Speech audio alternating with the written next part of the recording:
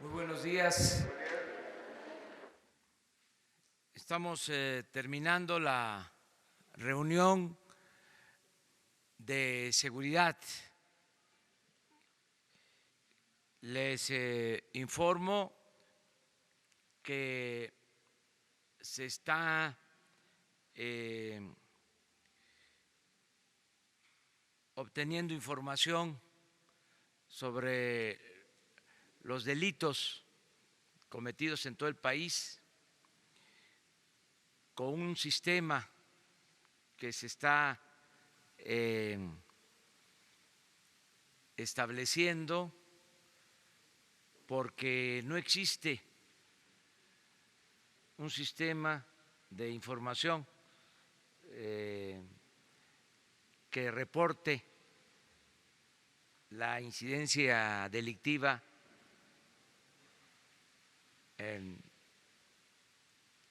diariamente. El sistema que existe es para la estadística, para tener información cada 15 días. Y nosotros queremos tener información diaria de todo lo que sucede para tomar decisiones de inmediato. Esto se los explico porque ayer me preguntaron sobre este tema y les dije que para la próxima semana ya vamos a tener información confiable diaria, sobre todo de delitos en donde no hay cifra negra, que es el caso de homicidios y robo de vehículos, porque en robo casa habitación, robo al transporte, secuestros, ahí no se denuncian todos los delitos que se cometen, pero en el caso de homicidio sí se tiene la información y se ajusta a la realidad. Esto quería comentar. Me llamó mucho la atención, porque a lo mejor esto no se sabía, de que la autoridad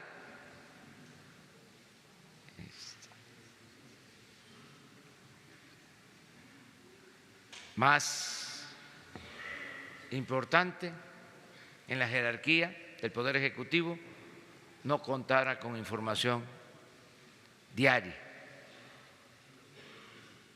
sobre los delitos cometidos. Esto me lleva a reforzar el criterio, la convicción de que lo más importante es que el presidente asuma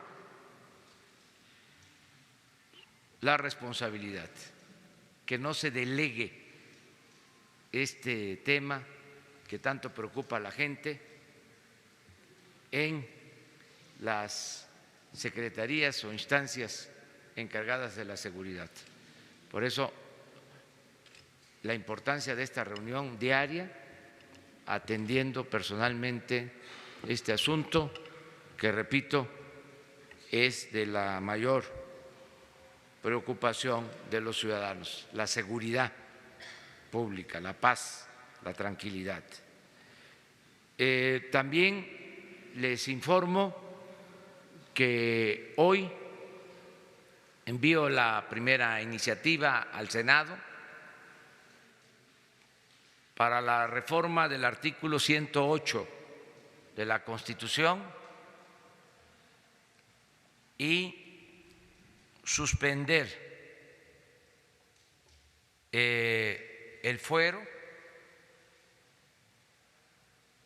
del presidente de la República, que desde la Constitución de 1857 solo podía ser juzgado por delitos de traición a la patria.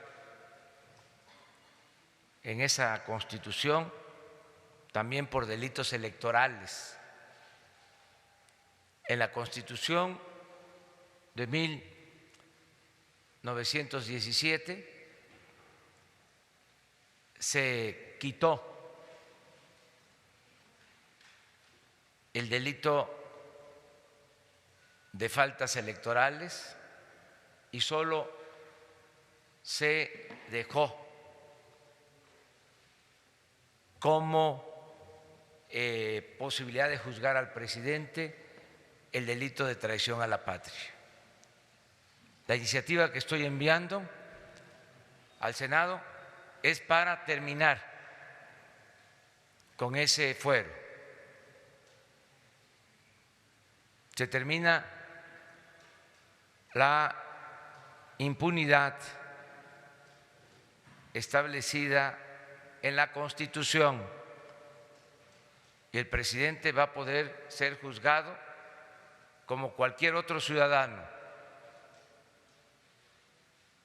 por cualquier delito. Desde luego va a poder ser juzgado por el delito de corrupción, aún estando en funciones. Esto fue un compromiso que hice en la campaña y lo estoy cumpliendo. Espero que los legisladores aprueben esta iniciativa, este proyecto de reforma a la Constitución, que se acaben los fueros, que se acaben los privilegios.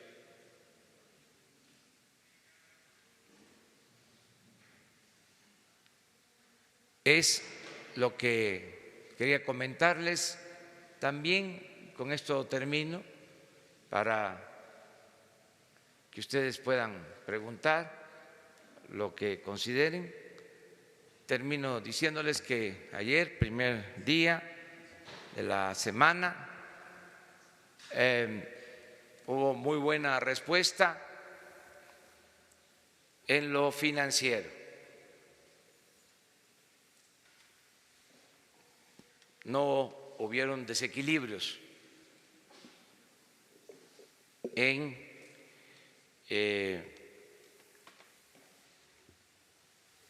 el terreno, el mundo de lo financiero. No tuvimos problema de depreciación de nuestra moneda, del peso, y al contrario, creció la bolsa.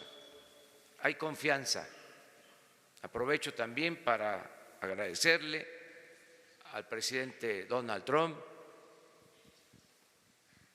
por su felicitación. Hay un buen ambiente en el país y hay confianza. Y vamos a seguir trabajando para sacar a nuestro querido México del atraso y que haya crecimiento económico y que haya empleos y que haya bienestar, paz y tranquilidad. Ahora sí.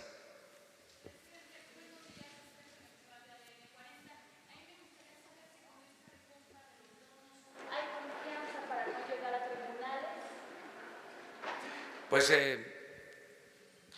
les van a explicar el día de hoy los servidores públicos de Hacienda. Ellos ayer me informaron que se tomó esta decisión para dar cumplimiento al compromiso que hicimos de proteger a inversionistas, y se está cumpliendo con ese compromiso de proteger a los poseedores de bonos, a inversionistas en general. Es nuestra palabra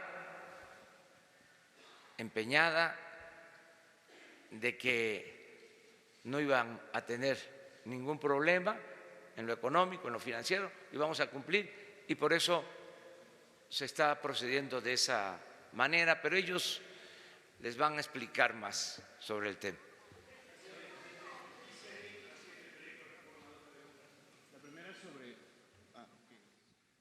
Buenos días, Cédric Raciel de Reforma. Dos preguntas. La primera sobre los bonos. ¿Qué opina usted del riesgo de que el precio de los bonos se encarezca tanto, ya que ayer cerraron de 77 pesos, me parece, por bono a 80 pesos después del anuncio de que se iba a hacer la recompra? ¿Qué tal si los tenedores de bonos aumentan tanto el precio y comienza una especulación que se vuelve impagable o muy caro ya? Más caro cancelar que continuar la construcción del aeropuerto. Y segunda, hoy usted tiene una reunión con los gobernadores, es la primera que tiene después de un ambiente en medios de que los gobernadores manifestaban su desacuerdo con varias decisiones del Ejecutivo, una de ellas los superdelegados, principalmente esa, ¿no? Ahí parece que encabezados por el gobernador de Jalisco, Alfaro. ¿Cómo llega usted a esta reunión con los gobernadores? ¿Es tersa? ¿Y qué mensaje les puede dar? Bueno, en el primer caso, considero que los servidores públicos de Hacienda, el secretario de Hacienda, puede informarles con amplitud. Yo opino de que aplica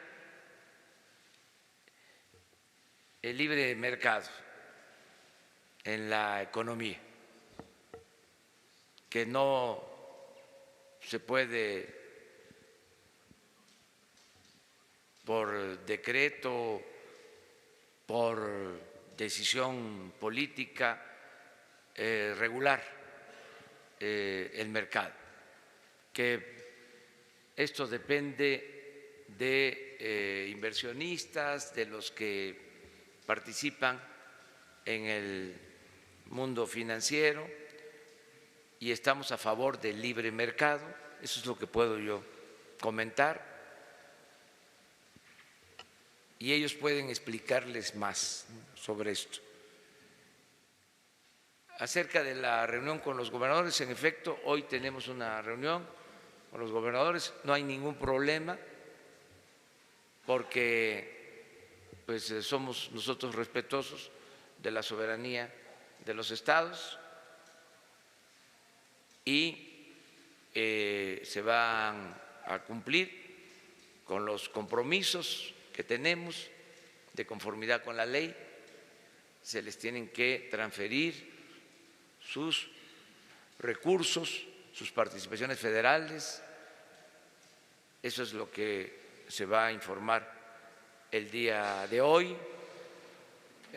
Acerca de sus posturas, si aceptan o no aceptan lo de la Guardia Nacional, pues están en su derecho de manifestarse. Nosotros somos respetuosos de todos, más cuando se trata de autoridades estatales.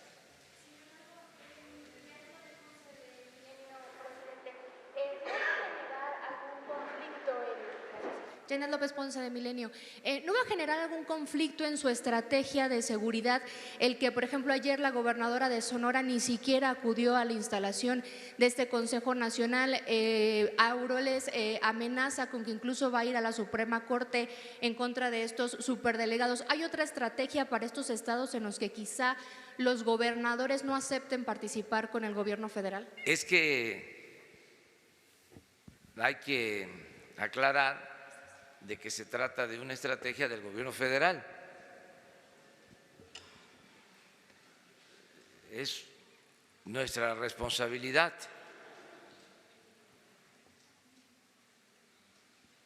Si hay cooperación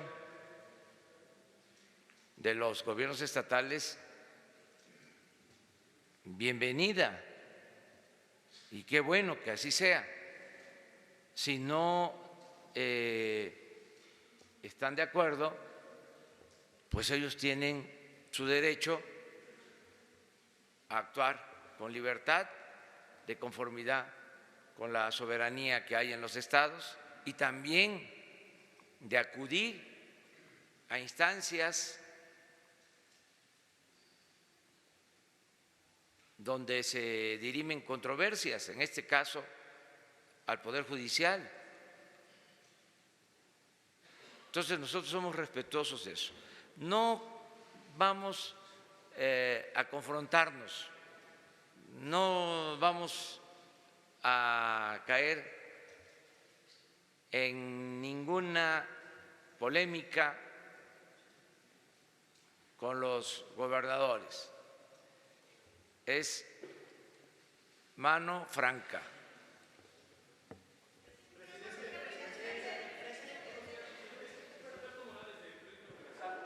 Hoy se da a conocer que que servidores públicos del Poder Judicial han presentado casi 3,000 amparos en contra de la ley de remuneraciones.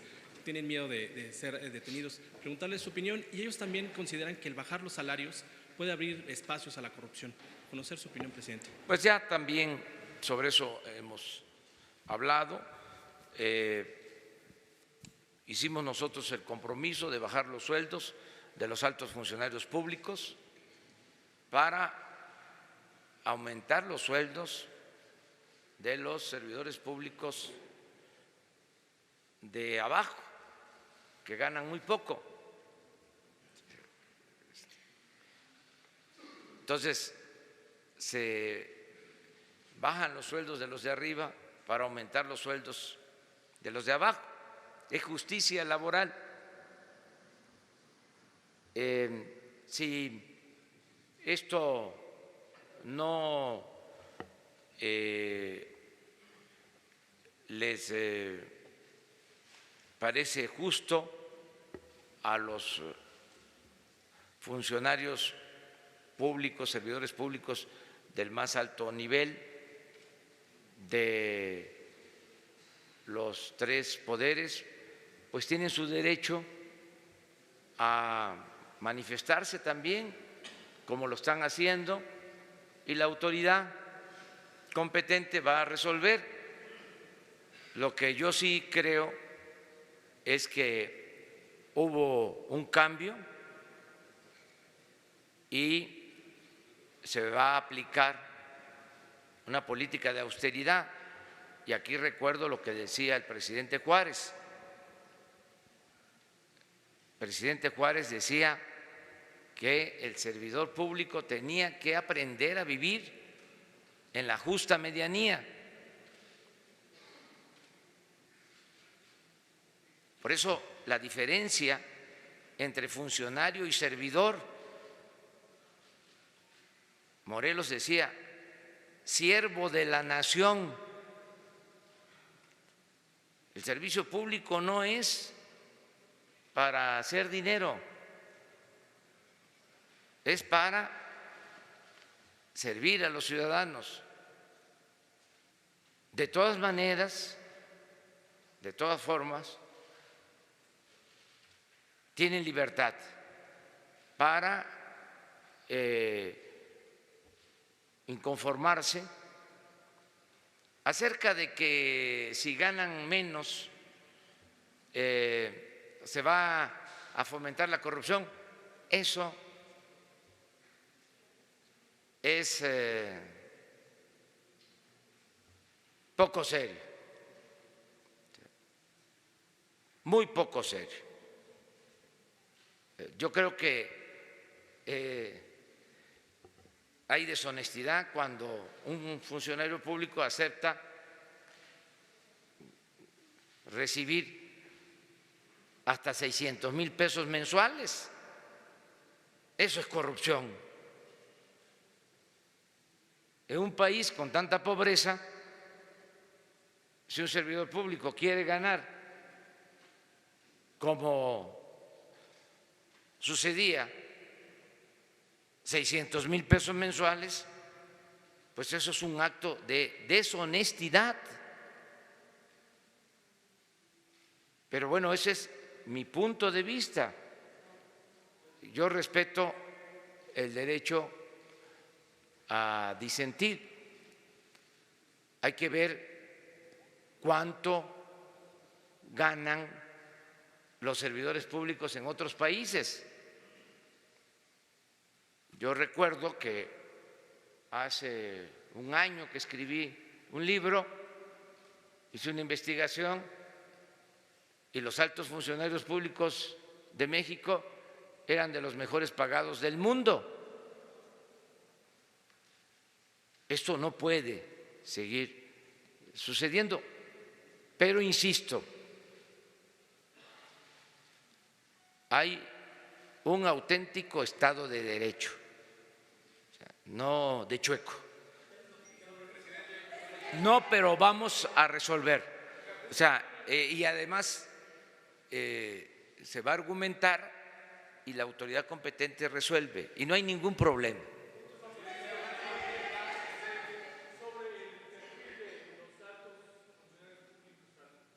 Han opinado que con la disminución salarial podría bajar el nivel de preparación. Preguntarle si el perfil de los altos funcionarios, secretarios de Estado, subsecretarios, directores generales, coordinadores, en cuanto a su preparación, ¿es mínimo de licenciatura acreditada incluso con cédula profesional? Sí, en el área de Hacienda, los que están ya como servidores públicos, pues son maestros, tienen grados de doctor de economía, mujeres y hombres. Los funcionarios, servidores públicos del actual gobierno, tienen muy buen nivel académico. Además, les pongo otro ejemplo. ¿Cuánto gana un maestro de tiempo completo en la UNAM, en el Poli, en la Metropolitana, en el ITAM, en el Tecnológico? Cuando mucho, 120,000 pesos. Y no es lo mismo un secretario, no solo va a ganar 105,000 pesos mensuales, sino va a tener la gran satisfacción de estar sirviendo al pueblo. No solo de pan vive el hombre, lo material no es la felicidad, no es el dinero la felicidad. La felicidad es estar bien con uno mismo, estar bien con nuestra conciencia, estar bien con el prójimo. No es el dinero, no son los títulos, es el estar sirviendo a los demás. Eso es lo que nos hace felices. Es una concepción distinta. Además, es servicio público. ¿No les parece porque es poco dinero? Pues entonces existe el sector privado que tampoco pagan mucho, porque todo esto es fantasioso, hay muchos mitos. Pregunten cuánto gana un servidor o un gerente en una empresa, en un banco. No crean que ganan mucho. Claro, hay en el sector privado ciertos directivos que sí ganan mucho, pero la mayoría de la gente que trabaja en el sector privado no tiene muchos sueldos. Es el caso de las universidades. Ustedes, qué bueno que tratamos el tema. A ver, que levanten la mano, ¿quién gana 105,000 pesos mensuales? Ah, te rayaste, ¿eh?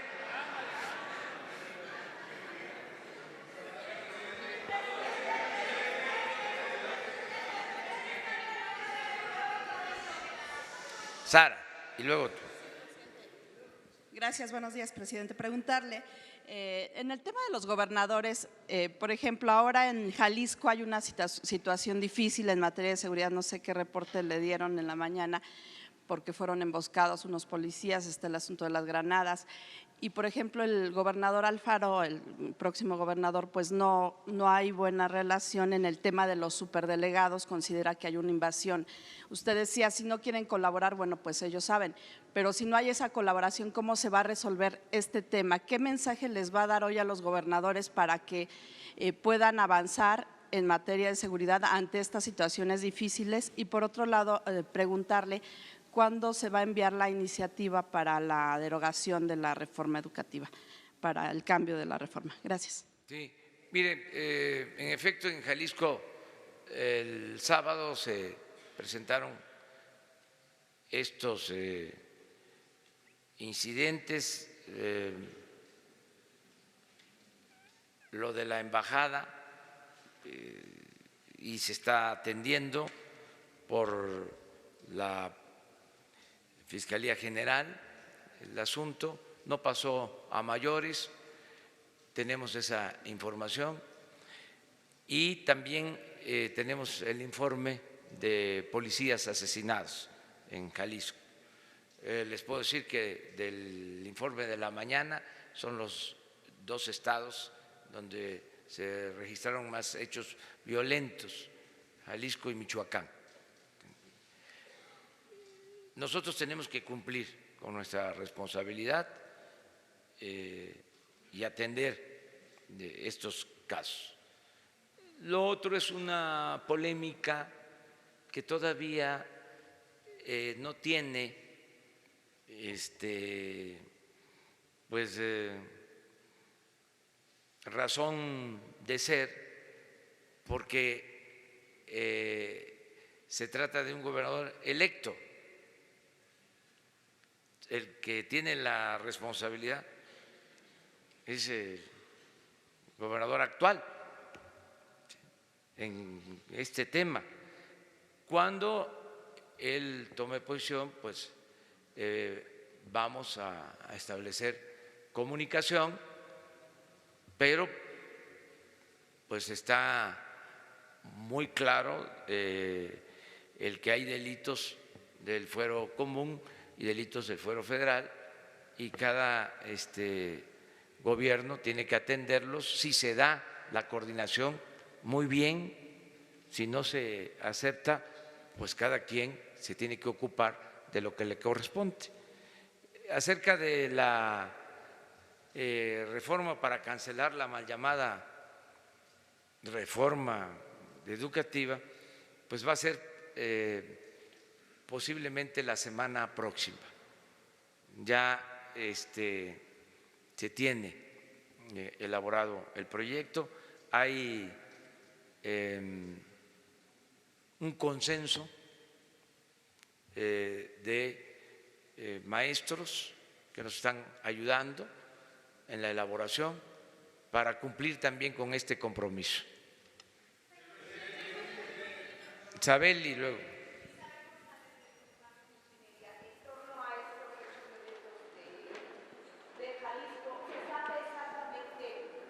Gracias. ¿Se sabe exactamente qué organización criminal emboscó a los policías? Si este tipo de circunstancias ameritarán el despliegue de mayores efectivos federales, militares y de Policía Federal. Esto por otro lado.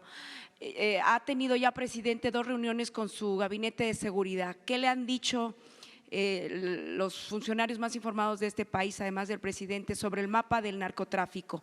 ¿Qué papel ocupa el cártel de Jalisco Nueva Generación en ese mapa y cómo se está moviendo el cártel de Joaquín Guzmán Loera en nuestro país aún con su juicio vigente? Y finalmente, ¿cuál es el perfil del ministro o ministra que va a ocupar la vacante que dejó el ministro José Ramón Cosío? Gracias. ¿Y cuándo enviaría esto al Senado? Sí, bueno, yo estoy muy satisfecho y seguro de contar con un gabinete de seguridad de mujeres y de hombres con experiencia y con deseos de ayudar para garantizar la paz y la tranquilidad en el país. Me siento muy respaldado por el Gabinete de Seguridad. Son de primer orden los integrantes del Gabinete de Seguridad. Y sí quiero hacer una precisión. Vamos a atender, desde luego, todas las demandas de que haya paz, de que haya tranquilidad. Se va a combatir la inseguridad, la violencia, pero vamos a poner en el centro la seguridad de los ciudadanos, la seguridad pública. Eso es lo que más nos importa. Por eso lo de la definición de las coordinaciones. Van a existir operativos especiales, pero lo fundamental es que en el territorio donde vive la gente haya vigilancia, haya seguridad. Por eso nos importa mucho todo lo que tiene que ver con delitos que afectan a la población, homicidios, robos, secuestros. Esto es lo principal. No quiere decir que no se vaya a atender lo otro, pero lo más importante es la seguridad para los ciudadanos. Acerca de la propuesta para la sustitución de el ministro que termina, se jubila en la Corte, ya en su momento vamos a presentar la terna al Senado, como lo establece el procedimiento. Van a ser abogados, obviamente, mujeres, hombres, con integridad, con principios, honestos. Nos corresponde a nosotros hacer esta propuesta al Poder Legislativo y vamos a cuidar de que sean personas íntegras, honestas, que cumplan con el propósito de impartir justicia para que así el Poder Judicial tenga buenos jueces y se imparta justicia.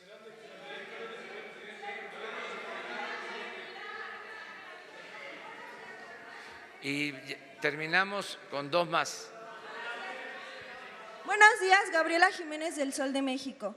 En la reforma, en esta iniciativa para la reforma educativa, incluirá un apartado en donde se les pida a los sindicatos de maestros que no creen nuevos partidos políticos, esto para no intervenir con la democracia sindical. Y bueno, esta pregunta va después de que el Bester Gordillo está gestando un nuevo partido y preguntarle si esto no va a intervenir precisamente con la democracia sindical. Y en las reuniones que había tenido usted con el CENTE, les había propuesto que el gobierno federal mediara entre las diferentes corrientes sindicales para que se pudieran llevar unas elecciones libres. Esta intervención, esta mediación, ¿cómo sería? Y por último, preguntarle, ¿de dónde o con qué dinero se pagarían los bonos del nuevo aeropuerto? ¿Se utilizaría dinero de los impuestos de los ciudadanos o de dónde saldría este dinero para comprarlos? Gracias. Muy bien, pues son varias, pero la reforma que se va a proponer en materia de educación, pues tiene que ver con lo que ya expresamos, el garantizar el derecho a la educación gratuita, de calidad, en todos los niveles escolares.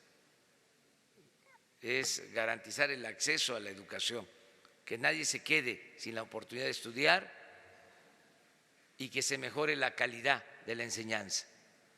Y que podamos lograr esto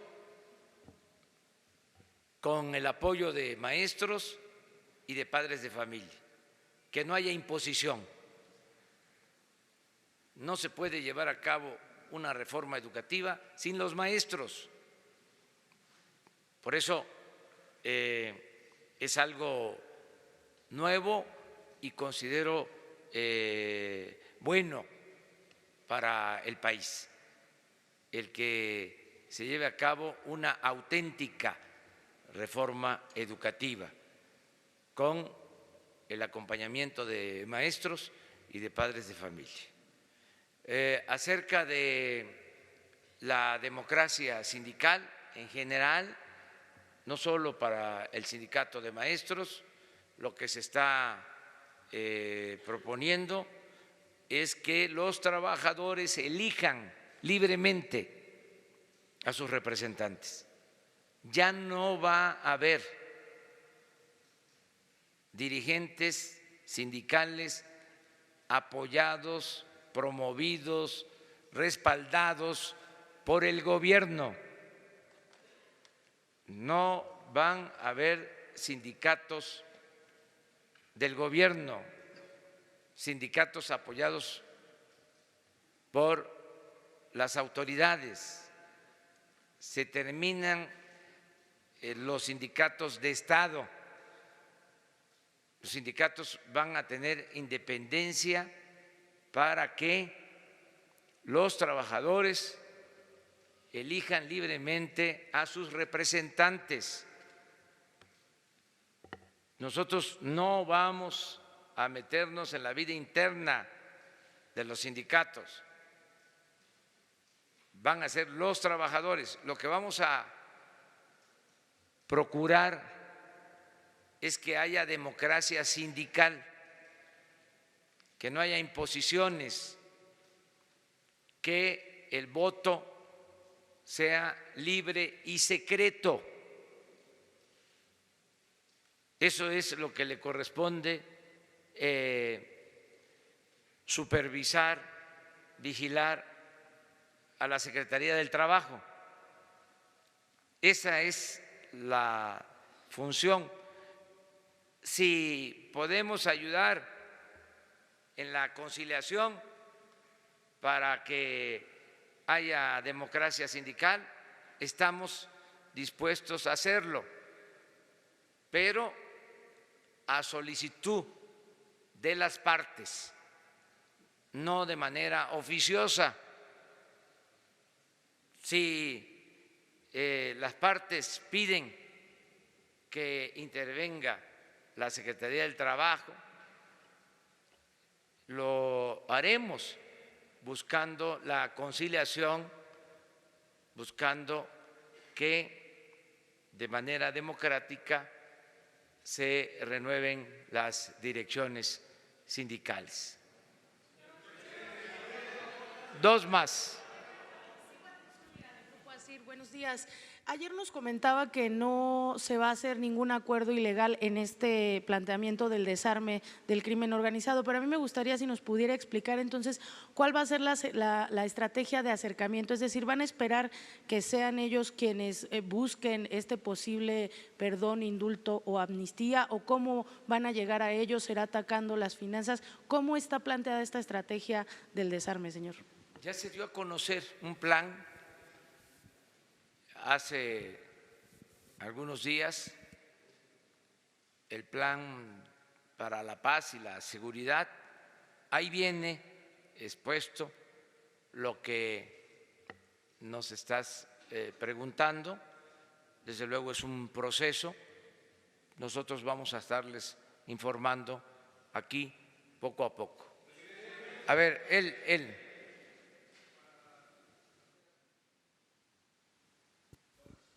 A propósito de la condición de la ley orgánica de la administración pública,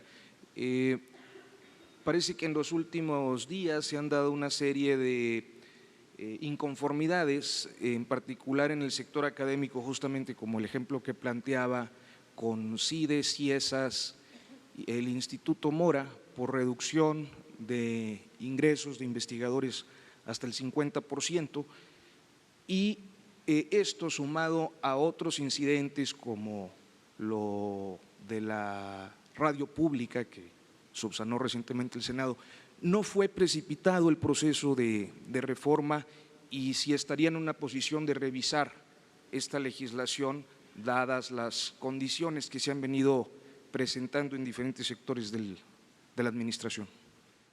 No, mire, tan no fue precipitado que la ley que se aprobó estaba congelada en la Cámara de Diputados. Se había aprobado en el Senado hace 10 años aproximadamente. Les doy el dato más tarde. Permíteme. Es que es muy interesante esto. Se aprobó, era Pablo Gómez senador, y luego se aprueba en el Senado y pasa a la Cámara de Diputados, y ahí se congela y tarda pues 10 años.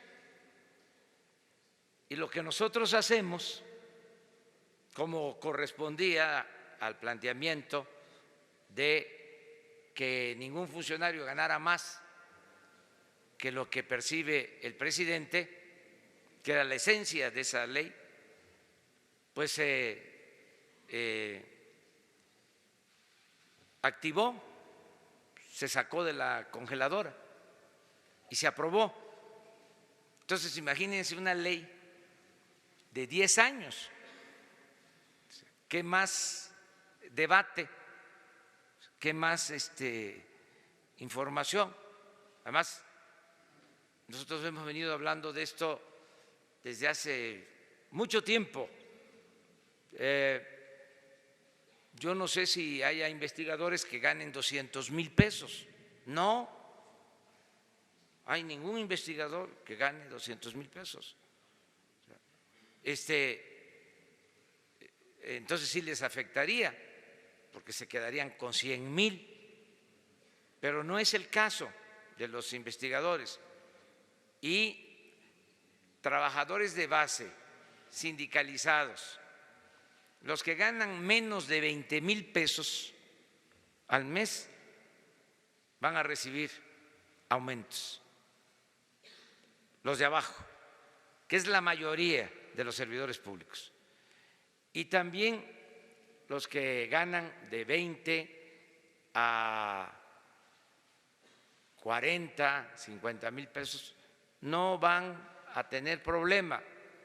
Es decir, van a seguir recibiendo sus sueldos con el componente de inflación. Donde hay la disminución es arriba. Por ejemplo, yo voy a ganar el 40% de lo que ganaba el presidente Peña.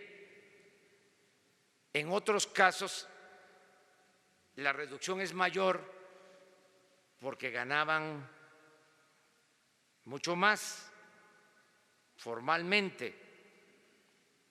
Entonces, este es el plan que se está llevando a cabo.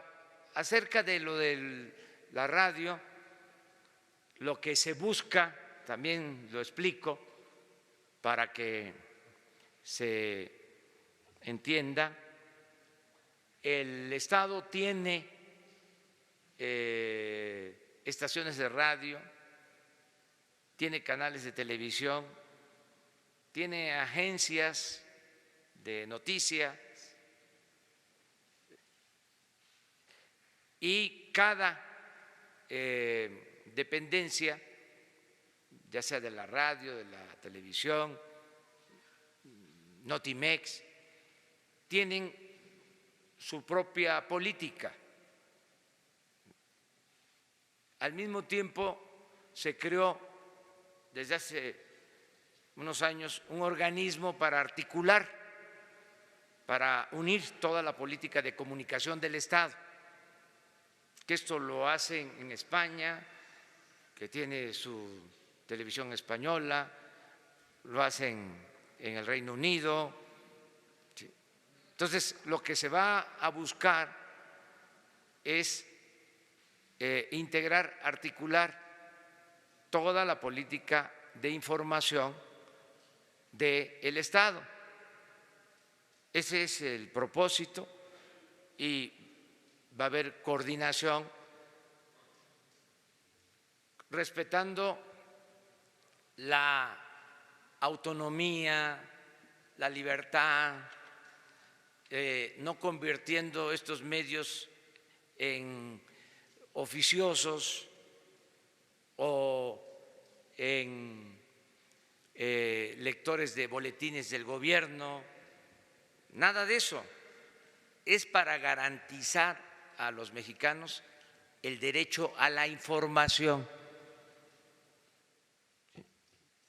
Ese es el propósito. Entonces, todavía no se articula el sistema, pero ese es el objetivo, porque está por nombrarse a la persona que se hará cargo de esta coordinación.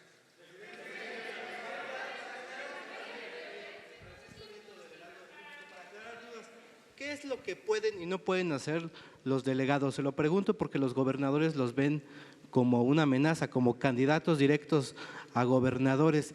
¿Qué es lo que sí pueden y no pueden hacer estos delegados? Que yo hablé en mi recorrido que hice por el país con todos los gobernadores. A ustedes les consta, porque muchos de los que están aquí me acompañaron.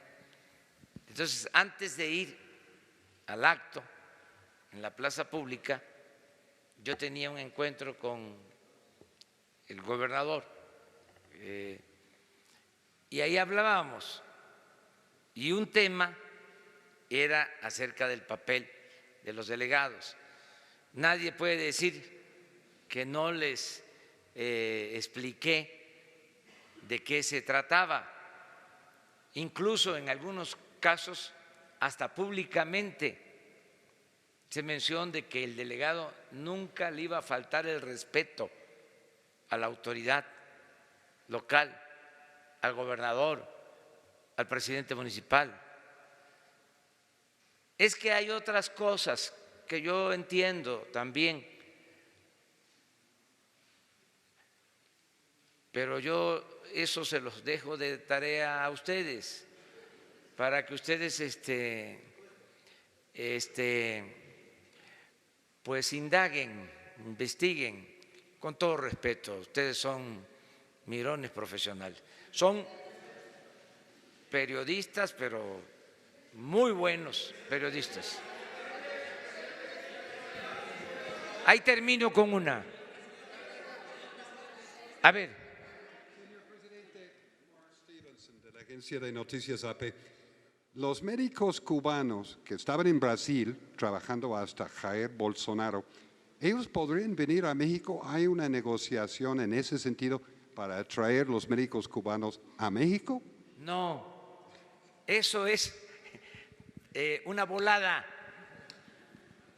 de nuestros adversarios, que los queremos mucho, pero que son muy mentirosos. Señor presidente, Shaila Rosagelde, sin embargo, retomando nada más para finalizar este ya terminamos aquí este contigo. tema de Jalisco y de la violencia, ¿cuánto tiempo estiman para que empiece a disminuir la violencia, pues este tipo de ataques armados? Ya estamos trabajando con eso. Yo les recuerdo que el plan nuestro tiene dos vertientes. Una que es para nosotros la más importante, la atención a las causas, es decir, que haya crecimiento económico, que haya empleo, bienestar, atención a los jóvenes, eso es lo más importante. Y la otra vertiente es lo que tiene que ver con lo coercitivo. En los dos casos van a haber resultados. O sea, estoy seguro de que van a mejorar las cosas en el país. Estoy confiado en eso, porque les decía, imagínense si no se tenía un sistema de información para saber lo que sucedía diariamente en materia de crímenes en el país. Y nosotros estamos creando ese sistema, pero además estamos aquí todos los días asumiendo la responsabilidad. Pues creo que esto va a ayudar mucho. Estas y otras medidas. Estaba desatendido el problema. Les pongo otro ejemplo, que es claro.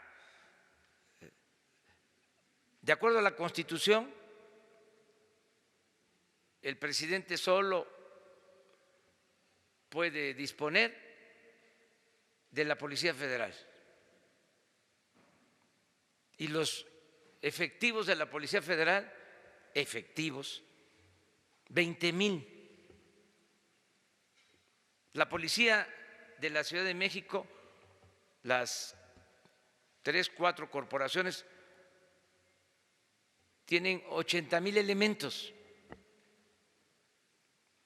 Y el presidente, de acuerdo a la Constitución, puede disponer de 20,000 para todo el país. O sea, ¿cómo está la gente? Pues en estado de indefensión, porque el uso del ejército, además, y el uso de la Marina se enfocó a operativos para el combate al crimen organizado y la seguridad pública y la seguridad de los ciudadanos se abandonó por completo. Entonces, eso es lo que está sucediendo y eso es lo que estamos ahora enfrentando y vamos a resolver. Por eso las coordinaciones para que en el territorio haya elementos y haya protección a la gente, a los ciudadanos. Son 266 coordinaciones territoriales. No podemos ahora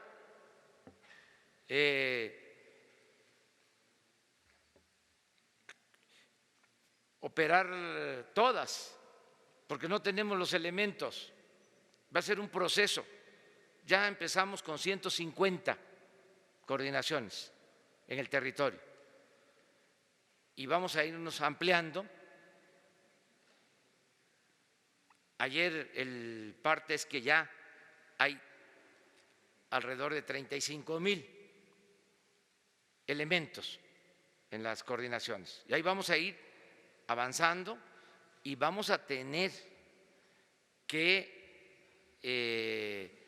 reclutar, convocar a más elementos, porque también si se hace el análisis de cuántos policías por ciudadanos hay en México, estamos entre los países con menos policías por ciudadanos en el mundo. Entonces, se desatendió por completo este asunto y otros. Ya vamos a ir viendo, o sea, cómo está la salud, cómo está el sector energético, cómo está el campo. Fue un fracaso todo el periodo neoliberal. Es el equivalente a los 34 años del porfiriato, nada más que ahora son 36, 2 más. Pero es lo mismo, no vamos a seguir con esa política que no ha dado resultados, lo dije el sábado, ni siquiera en términos cuantitativos. Nada más un dato, desde los años 30 del siglo pasado hasta los 80, el crecimiento de la economía de México, 6% anual. En el periodo neoliberal, 2% anual. Estamos hablando en términos cuantitativos y que conste que crecimiento no es desarrollo. No estamos hablando de desarrollo, estamos hablando de crecimiento. Bueno, ni así dio resultados el modelo, ni en términos cuantitativos.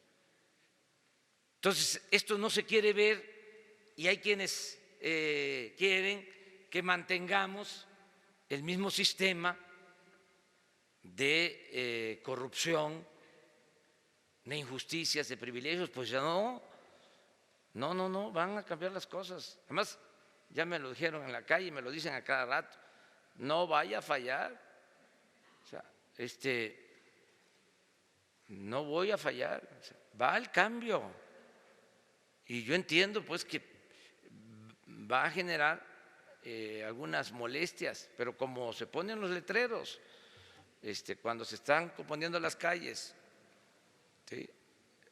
Disculpen las molestias que estas obras ocasionan, el cambio va. Muchas gracias, nos vemos mañana.